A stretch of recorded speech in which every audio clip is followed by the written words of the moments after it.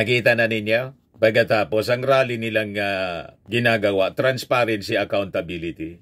Ang nagsasagawa po ng transparency, accountability, yung mismong gobyerno, yung ating Pangulong Bongbong Marcos. Papanagutin ng ating Pangulong Bongbong Marcos ang lahat ng sangkot sa flood control anomalies. Naintindihan na ninyo? Ngayon, binabaliktad nila. Pilit nilang nililihis ang issue. Gusto nilang isangkot yung ating Pangulo sa mga anomalies na to. Comes now, the video. Yun ang intention po noon para ituro si Martin Romualdez. Kay Martin Romualdez po, wala mang ebidensya. Lahat lang kwento.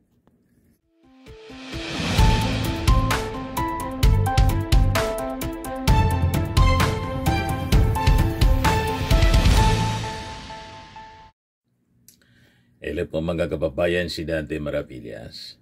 So second day ngayon ng INC rally for transparency and accountability, pero ang sinusupport nila allergic sa sa transparency, accountability si Sara Duterte.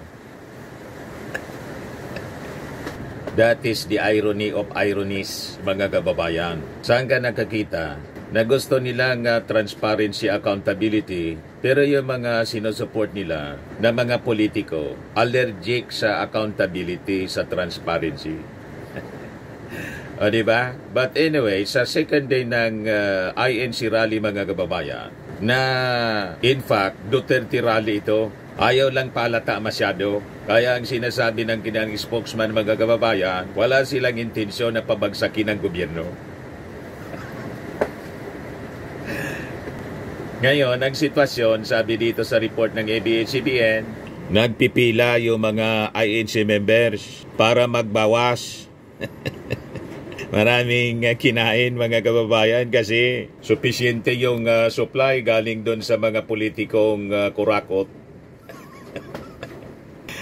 na ayaw mabuking, mga kababayan. Pinupunduhan. Kasama doon, mga kababayan, sa nagbigay ng snacks yung mobile kitchen ni Amy Marcos. Kaya busog na busog yung mga INC members. Ngayon, hirap na hirap sila sa pagbabawas. Napakahaba ng pila. Yan, sabi dito sa report ng ABS-CBN, tingnan, mahaba ang pila ng mga public restrooms sa loob ng Quirino Grandstand nitong Lunes ng madaling araw, November 17. Ayon sa ilang miyembro, puno na rin ng dumi. Yeah! Umuwi na kayo. Nakakadiri, mga kababayan, siguro yung palikuran ngayon. Mga restrooms, puno na daw ng dumi. Ganun katindi ang exploitation. Gamitan, mga kababayan, sa politika ngayon. Kasi ayaw nilang mabuking. Yan. Puno na rin ng dumi ang mga portable toilets na nakalagak sa gilid ng area. Inaasahan muli ang pagdagsa ng mga taong dadalo sa ikalawang araw ng 3-day protest ng Iglesia ni Cristo ngayong umaga, sabi sa report ng ABS-CBN. Ayan sila. Sabi dito sa update na report ng Inquirer, according to the data of the Manila Police District, approximately 150,000 Iglesia ni Cristo members are gathered at the Quirino Grandstand as of 7 a.m. for the second leg of the 3-day rally against corruption. Rally against corruption po, pero yung mga sinusupport nila na mga politiko, may mga bahid ng korupsyon. O, diba? Mga kababayan, si Marcoleta nandun sa rally. Transparency daw. Transparency, accountability. I-account mo muna yung ginastos mo sa sa campaign. Kasi hindi tugma yung sosi mo sa salin.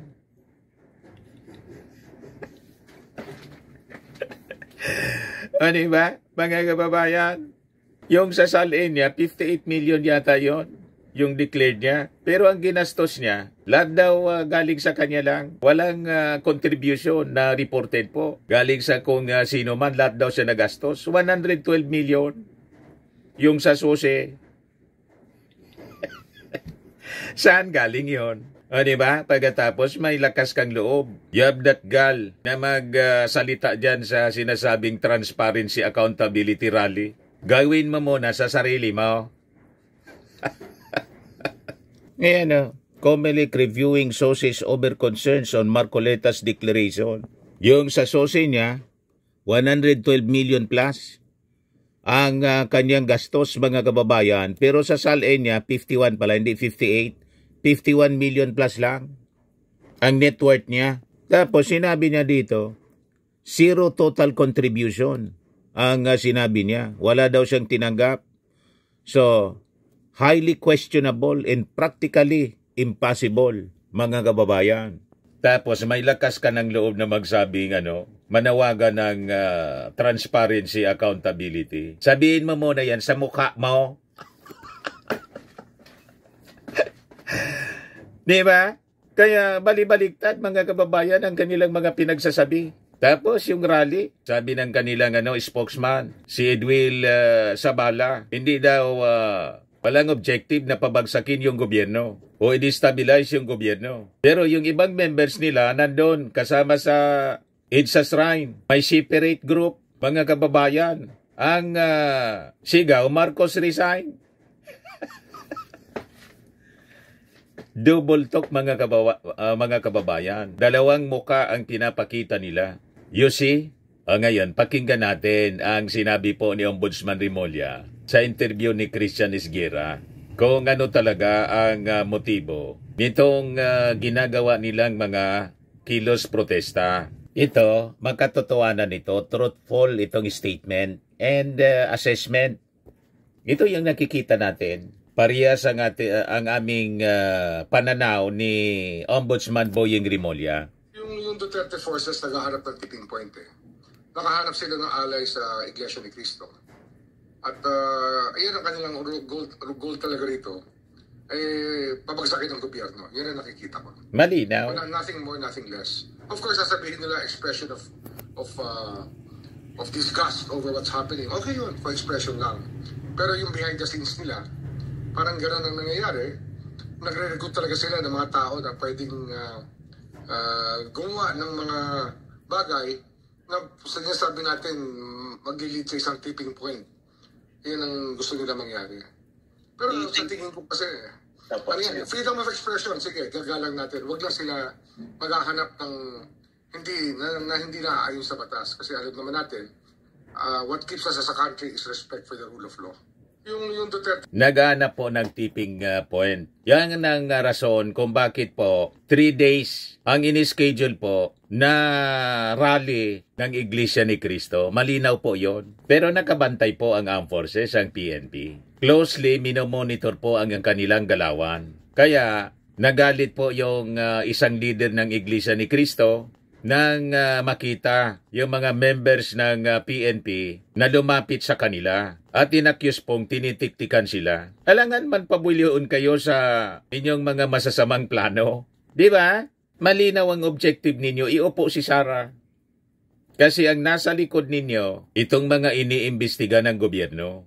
And in fact, in-announce na mga kababayan ni Ombudsman Remulla sa interview ni Christian Esguerra kagabi na may mga magpapasko po na mga politiko, senador sa kulungan. Kaya overtime sila mga kababayan sa kanilang pagpaplano na pabagsakin ng gobyerno para hindi na matuloy ang investigasyon laban sa korupsyon. Yan ang malinaw na agenda. Ito yung sabi ni Boyeng Remulla mga kababayan kahapon. Ang sabi ni Boyeng, warrants of arrest. By December 15, Ombudsman Jesus Crispin Remulla announced that arrest warrants for several high-ranking officials linked to alleged anomalies in the flood control project may be issued by December 15 or before Christmas. In an interview, Remulla said that Saldico, along with other current and other officials such as Bong Revilla, Jingo Estrada, Joel Villanueva, and Chis Escudero are among those who could face warrants by 15 or 16 of December. He clarified that while some of his friends are named in this case, he is simply performing his duties as ombudsman. Kaya overtime sila mga kababayan sa pagpaplat laban sa Marcos administration. Nakita na ninyo? Pagkatapos ang rally nilang ginagawa, transparency, accountability. Ang nagsasagawa po ng transparency, accountability, yung mismong gobyerno, yung ating Pangulong Bongbong Marcos. Papanagutin ng ating Pangulong Bongbong Marcos ang lahat ng sangkot sa flood control anomalies. Naintindihan na ninyo? Ngayon, binabaliktad nila. Pilit nilang nililihis ang issue. Gusto nilang isangkot yung ating Pangulo sa mga anomalies na to. Comes now, the video. Yun ang intention po noon para ituro si Martin Romualdez. Kay Martin Romualdez po, wala mang ebidensya. Lahat lang kwento. You see, desidido kasi yung ating Pangulong Bongbong Marcos na tuldukan once and for all ang matagal na nakalakaran sa gobyerno po. Dekada na yung pagnanakaw po sa pundo ng gobyerno. Ito kasi yung sinabi ng ating Pangulong Bongbong na sinusundan ni Ombudsman Crispin Remulla, Christmas in jail for flood infamous culprits. Sabi ng ating Pangulo mismo. President Ferdinand Marcos Jr. vowed that those behind bogus flood control projects will be arrested before Christmas. Days after deadly back-to-back typhoons left swaths of the country underwater, and nearly 4 months after he first exposed the scheme in his 2025 State of the Nation Address or SONA. So sabi ng ating Pangulo, before Christmas niya, many of those named here, I think their cases will be concluded, their cases will be built, and they will be imprisoned. There will be no mercy, there will be no Merry Christmas for them. Before Christmas, they will be jailed, sabi po ng ating Pangulo in a press conference. So, pinangalanan na mga kababayan ni Boying Remulla sa interview ni Christian Esguerra kagabi kung sino yung mga makukulong before Christmas. Kasama sila ng mga senador, mga kababayan. Sa mga makukulong, Joel Villanueva, Jingo Estrada, Chisi Sigidero, Bong Revilla, dating senador. At madadagdagan pa yan, mga kababayan. So, naintindihan na ninyo kung bakit desidido sila na tanggalin yung ating Pangulo by force. They want to destabilize the government. They want to replace the President by the Vice President. Nasigurado mga kababayan, pag si Sara ang umupo, wala nang investigasyon. Tuloy ang ligaya, tuloy ang korupsyon. So naniwala kayo sa transparency, accountability, rally na ginagawa nila? Malinaw ang intensyon mga kababayan. Sabi yan ni Boying Remulla. Ulitin natin ang statement ni Boying Remulla sa interview ni Christian Esguerra. Yung Duterte forces naghahanap ng tipping point eh. Nakahanap sila ng alay sa Iglesia ni Cristo. At ayan ang kanilang goal talaga rito. Huwag pa uuto. Yan ang nakikita ko. Wala, nothing more, nothing less. Of course, sasabihin nila expression of cover lang nila. Okay yun, for expression lang. Yung accountability, transparency, ginagamit lang nila yan. Ng mga tao na pwedeng gumawa ng mga bagay na sinasabi natin mag-lead sa isang tipping point. Yan ang gusto nila mangyari. Pero sa tingin ko kasi, freedom of expression, sige, gagalang natin. Huwag lang sila maghahanap ng hindi na ayon sa batas. Kasi alam naman natin, what keeps us as a country is respect for the rule of law. Yung Duterte. Kaya huwag po kayong pauuto dito sa kanilang transparency, accountability. Ang objective nila, destabilization. Ang objective nila po, regime change. Para hindi na matuloy ang investigasyon po. At hindi mapanagot ang mga totoong nagkasala. Kaya pilit nilang dinideflect, binabaliktad yung kwento. Gusto nilang idiin si Martin Romualdez. Wala man pong ebidensya kay Martin Romualdez. Kasi pag naidiin nila si Martin Romualdez, kasama nila sa ididiin yung ating Pangulong Bongbong Marcos. Yan ang narrative nila mga kababayan. Kaya sabi ko sa inyo, wag kayong pauuto sa kanilang narrative, sa kanilang mga propaganda. So sa narrative po ng mga DDS sa kanilang propaganda yon, malinaw. Pilit nilang dinidiin si Martin Romualdez. Pero ebidensya laban kay Martin, wala po. Pero ebidensya laban kay Sara, marami. Yan ang katotohanan yan. Kung transparency, accountability ang talagang habol nila. Sabi ni Sara, ang ebidensya niya laban kay Martin Romualdez can be found doon sa 2025 national budget mismo na kung susuriin natin, that statement mga kababayan is legally absurd, politically desperate, and factually dishonest po. Sa totoo lang po. At ang malala nito mga kababayan, yung kanyang atake po directly contradicts with the statement ng ating Pangulong Bongbong. Yung assessment ng ating Pangulong Bongbong. So dito natin makikita, dito lumalabas mga kababayan kung gaano kalalim ng kanyang political motive.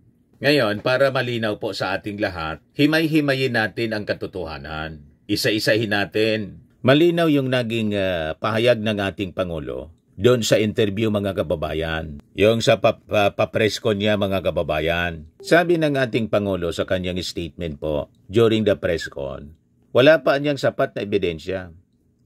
Pero sabi niya, hindi exempted si Martin. Pero wala pa niyang lumalabas. So this is the only responsible position for a president who follows the rule of law.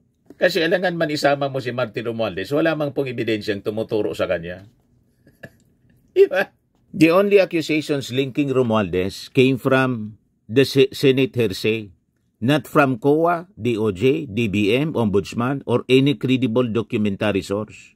Walang papel si Martin sa small committee o sa BICAM kung saan nangyari ang budget revisions. Walang transaction trail, walang COA memo, walang notice of suspension, walang notice of disallowance, nothing that directly links him to anomalous infrastructure projects. This is why the President said there is no evidence because there is literally none. Ito po, pakinggan ninyo. President's Report, 11/13/2025. Ano sabi ng ating Pangulo? One more point on your presentation. Very obvious, very noticeable po na marami sa mga pangalan binanggit ninyo, DPWH officials, contractors, pero kakonti, if at all, yung mga nabanggit na legislators who are. Well, no, they're part of the list. We'll give you the complete list. I just didn't go through them because there are like 37 of them. So you'll get, as I said, you'll get a briefer, which will give you more detail on all of the things that I've said today. Is the former speaker included in the list, sir? I don't think so because no. The only evidence that has been made against him is in the Senate. So I don't know. No, with the speaker, no. Not as yet. Not as yet. If something else comes out, then he might have to be answerable for something. So, again, we don't file cases for optics. We file cases to put people in jail. Correct. Or to make people answer. I know there are many suggestions of who else we should file cases against. Well, we're fine with that. Provide us the evidence and we will file cases against them. Kaya sinabi ko, napakahalaga yung sumbong sa Pangulo. Dahil marami kaming nakukuhang informasyon dyan. So, pagpatuloy ninyo yung inyong pagsumbong. At bigyan nyo kami ng lahat ng ebidensya na meron kayo para magamit natin, para kasuhan kahit sino. Walang immune dito walang exempted dito sa mga investigasyon na ito. At yung witness na sabi ni pinakang credible na witness, sabi ni Marcoleta sa kanyang speech kagabi, doon sa INC rally, hindi na po nagpapakita. At ang challenge ni Ombudsman Remulla kay Saldico, umuwi si Saldico, pagkatapos ilatag niya yung mga ebidensya.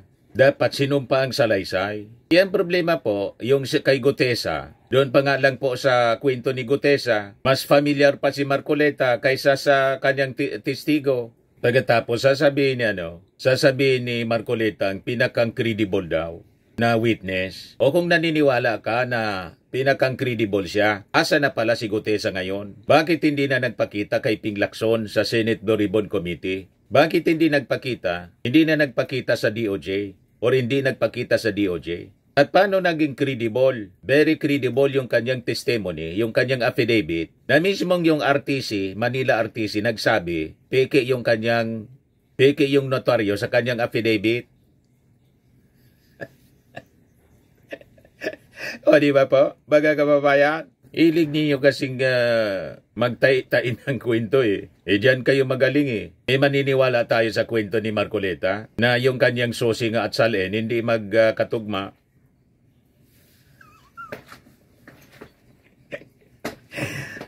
Di ba po? Yung susi niya at salin hindi magkatugma. Tapos maniniwala kayo sa kwento niya ngayon? Doon pa lang po, wala ng credibility itong si Marcoleta. Mga kababayan, ang maniwala sa kwento ni Marcoleta, idiot. Moron lang ang maniniwala sa kwento niya, mga kababayan. Unless, proud kayong maging idiot moron. Pero sa tulad namin pong nag-iisip tayo, hindi ninyo kami kayang imanipula sa inyong mga kasinungalingan. Alam namin kasi, yung grupo mo mahilig sa pagmanipula sa katotohanan, pati nga si Jesus Christ. Ang pagkakilala ninyo, tao lang, hindi Diyos. Pati Bible, binalugtot.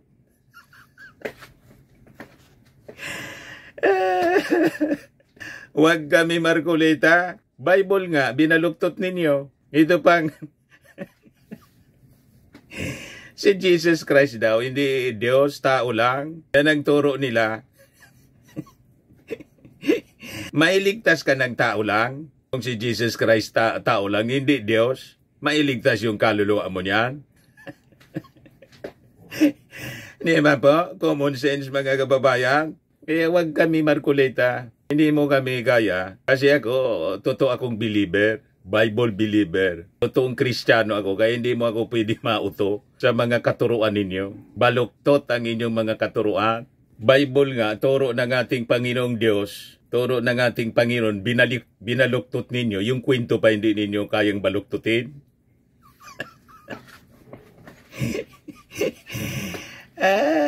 Wag kami. So literally, mga kababayan, walang ebidensya kay Martin. Kaya gumagawa sila ng mga tay-tay kwento para idawit si Martin. Pag nadawit si Martin, at least ay kaisipan ng mga tao, through propaganda, madadawit nila yung ating Pangulo. At magagatungan nila yung publiko na sumama sa kanilang destabilization. Tanggalin si PBBM, iluklok si Sara para hindi na matuloy ang investigasyon. Walang makulong na mga kurakot. Yan po ang malinaw na agenda nila po. O ngayon, yung sinasabi ni Sara na yung 2025 budget, yun mismo yung ebidensya niya laban kay Martin Romualdez po is a joke. Pagpapakita lang ito ng kanyang ignorance mga kababayan. Naturingan pang isang abogado. Ignorante pagdating sa budget mga kababayan. Isa po siyang deliberate distortion of how government works. Ang budget po is not an affidavit. Hindi din siya COA audit report para sabihin niyang ebidensya. Hindi din siya sworn testimony. Hindi din siya notice of disallowance or record of transactions. Ang budget po is a law, kaya nga GAA ang tawag, General Appropriations Act, na nire-review po ng Congress o ng House of Representatives, ng Senado, ng DBCC, ng BICAM, and finally signed by the President. Ngayon, kung ang kanyang claim na ang budget itself is a proof of wrongdoing, she is effectively saying the President signed an anomalous law. Yung batas na yung maanomalya, yung GAA.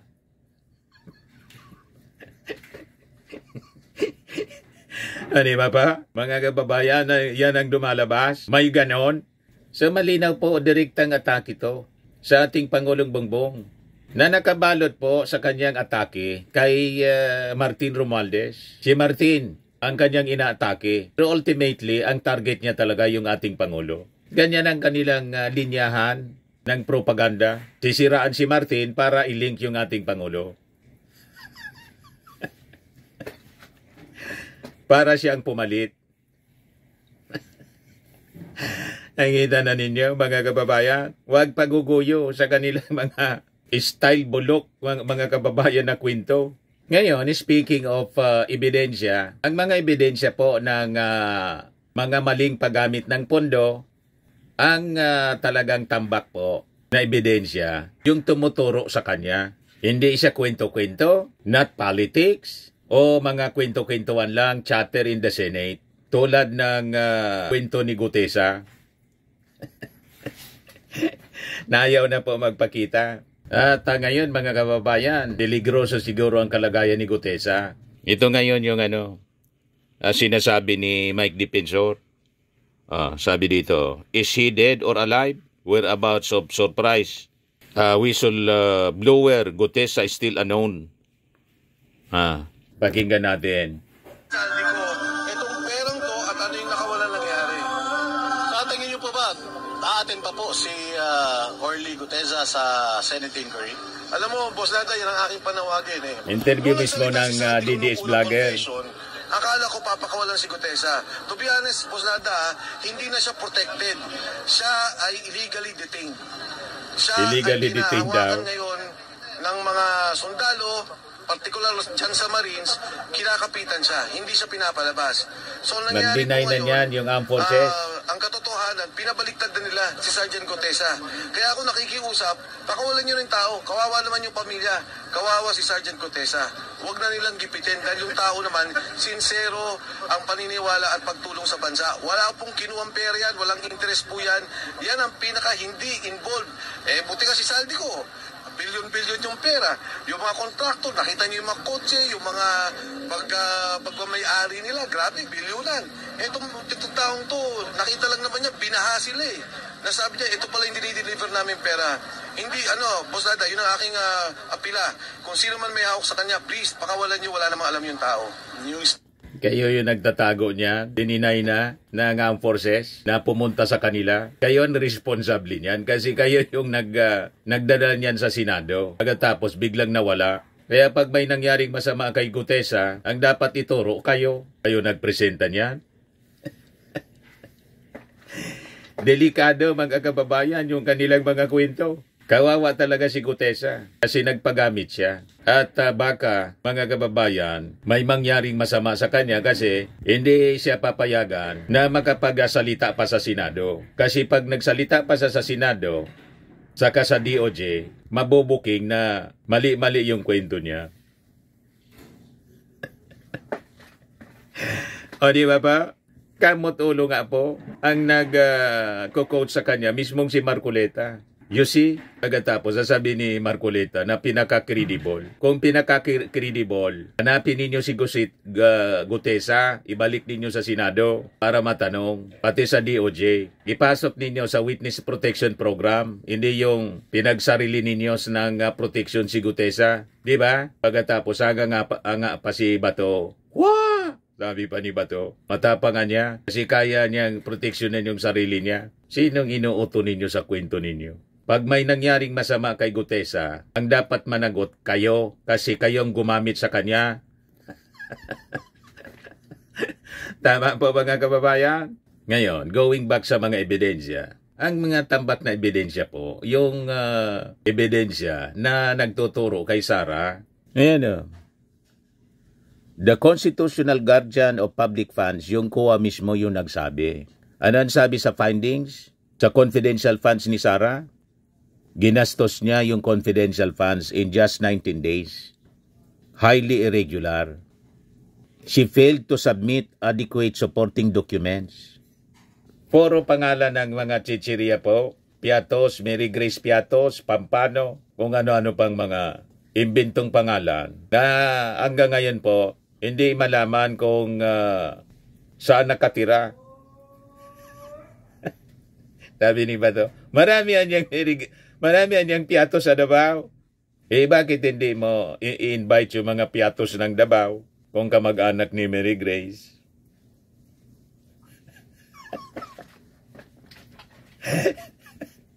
You see? So wala na mga supporting documents, mga kababayan. Walang liquidation reports na maayos. Nagpalya siya to present a clear justification kung paano ginamit yung confidential funds.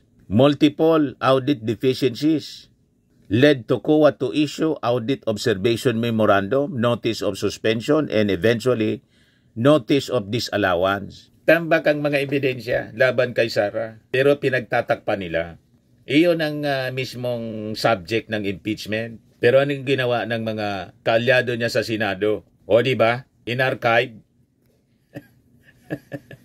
Tapos ang sigaw ng Iglesia ni Cristo, transparency, accountability, kontra sila sa impeachment ni Sara Duterte. Anong klaseng transparency, accountability pinagsasabi ninyo? Pinagluloko na lang ninyo ang ating mga mamamayang Filipino at pati mga members ninyo. Pinagamit ninyo sa politika. You see? Yan ang malinaw na kwento, mga kababayan. Malinaw ang ebidensya. Hindi kwento-kwento tulad ng kwentong kutsero ni Marcoleta, ng witness ni Marcoleta. Pag-agatapos, biglang nag-disappear. Huwag kami, Marcoleta. So ang totoong bombshell, mga kababayan, ito. COA directed the OBP to return the disallowed amount. A formal documented conclusion of irregularity siya. The most concrete form of fiscal accountability. Ito ang totoong ebidensya laban sa isang opisyal. Hindi yung kwento ni Gutesa po na matapos niyang basahin, binabasa na nga po, hindi pa maayos. Sinabihan pa ni Marcoleta, kung ano niya nakasulat, yun ang basahin mo. Paragraph 20 niya.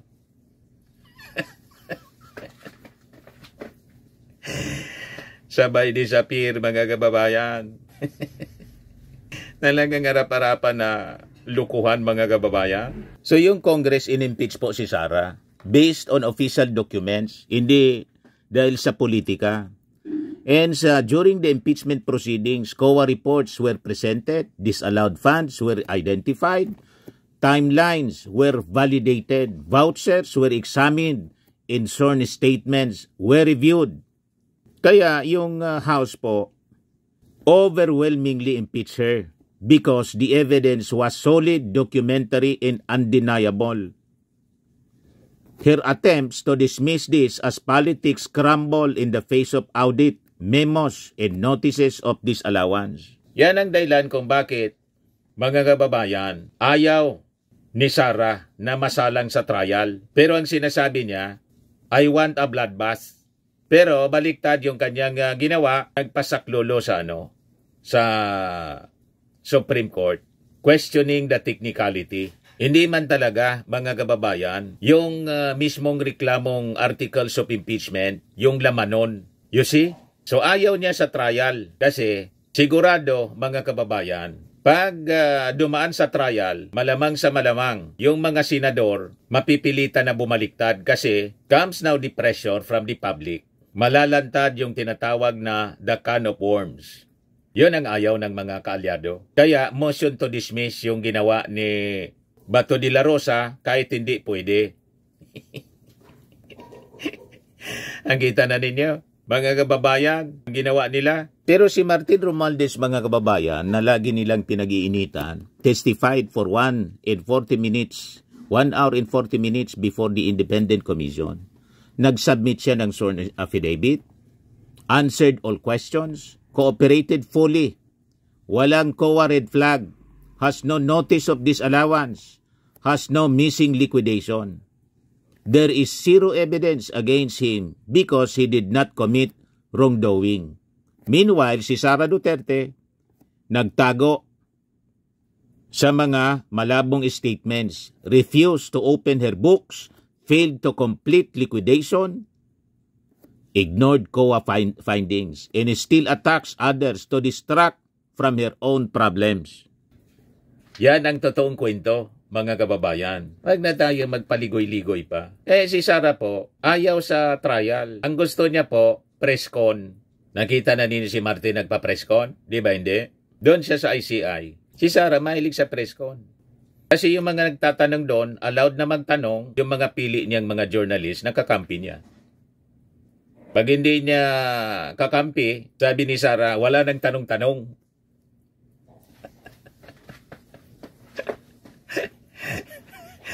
Ganon mga kababayan. Ito.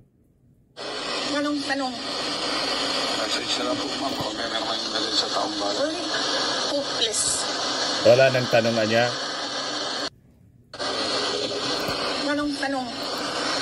Message na lang po, ma'am. Kung may naman yung dali sa taong bayan. Ano ba? Ganon. So, sasagutin niya lang yung gusto niyang sagutin. Kaya mahilig siya sa press con. Ayaw niyang nagigisa. Kasi pag nagisa siya, mabubuking. Na yung ganyan mga pinagsasabi, hindi man totoo po. You see? So yung mga atake nila po, obvious ang motibo, deflection. Gusto nilang ilihis ang totoong kwento. So it is a political survival mga kababayan. Masquerading as righteous indignation. Binagawa nilang cover. Pati ito pong rally. Laban sa sa korupsyon. Pang-cover nila. Saan ka nakakita na gusto mong ikondina yung korupsyon? Pero yung mga politiko na hinahabol, gustong papanagutin ng ating gobyerno, yung aninyong kinocover. You see? So, dito ninyo makikita kung gaano katindi yung hypocrisy po nila. Transparency, accountability, justice daw. Anong transparency, accountability, justice? Ang sinishield ninyo, yon ang mga taong dapat na pinapanagot kasi sila mismo allergic sa transparency, accountability. Tama po mga kababayan, binabaliktad nila po. They're working overtime mga kababayan para matanggal yung ating Pangulo, para hindi makulong yung mga kapanalig nila. Pero desidido yung ating gobyerno. Sabi ni Boyeng Rebonlla, warrant of arrest out by December 15. Kasama ito mga kababayan sa mga makukulong daw before Christmas. So papunta pa lang tayo po sa exciting part. Huwag nating hayaan na magtagumpay ang Team Kadiliman. Labanan po natin ang Team Kadiliman. Ang ating gobyerno po sa pamumuno ng ating Pangulo, Team Liwanag. Nilalabanan po ang Team Kadiliman. Okay po?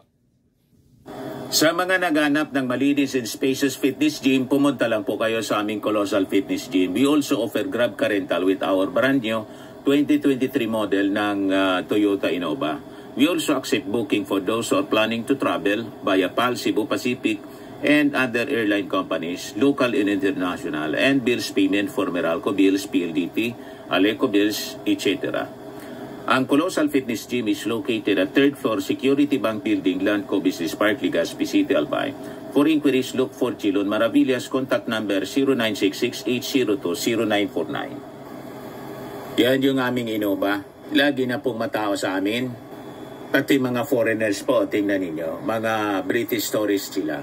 Ang lalaki ng katawan na, mga kababayan, nag-gym sa amin. Ito naman po, Indian National. Ito mga mga European sila. Ito naman yung bago naming product na binibenta online, Eye Glow Serum.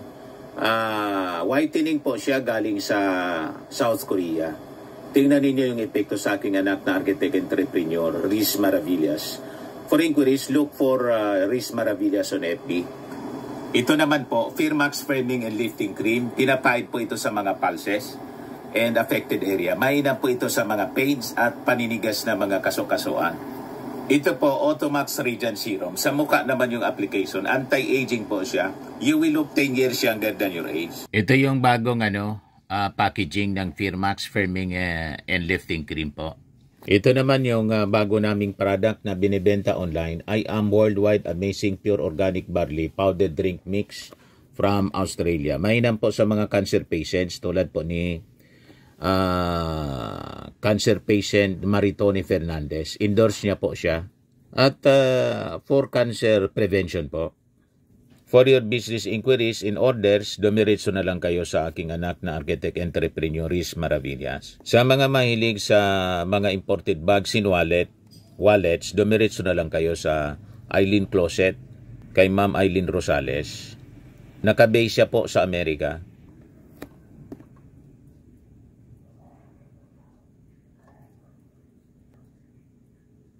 Sa mahilig po sa spa, Try nyo po dito sa Pamper City by OMG. Your luxury escape. Matatagpuan po sa Asiana City, Parañaque City, Metro Manila.